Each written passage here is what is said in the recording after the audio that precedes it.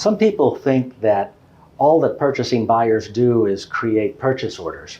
And that's certainly true, but there's so much more that leads into creating and sending out the POs.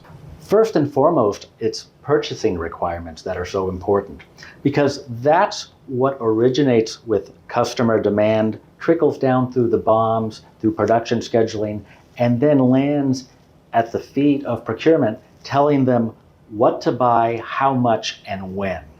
And if that's not working correctly, then you've got a giant mess.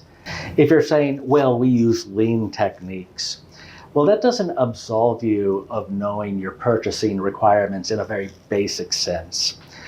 For example, maybe you're using Kanbans. Well, they have to be sized correctly. What is your Kanban quantity? How do you determine it? Is the math being calculated correctly? It should be based on customer demand, and it should be updated routinely so that it's correct.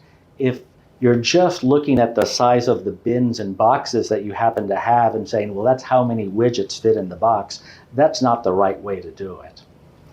If you're using MRP, then there are things that have to be in place to set up the system to give correct requirements.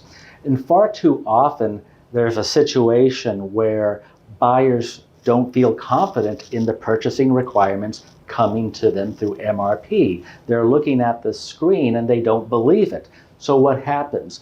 They start exporting data out of the system into Excel so that they can massage it in their own magical way to determine what they're going to buy.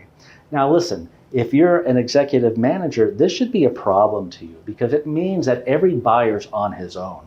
Now you can say, well, we only hire the best buyers, but if it's a complex business, relying on that kind of intuition and understanding of what to buy is really putting yourself at risk.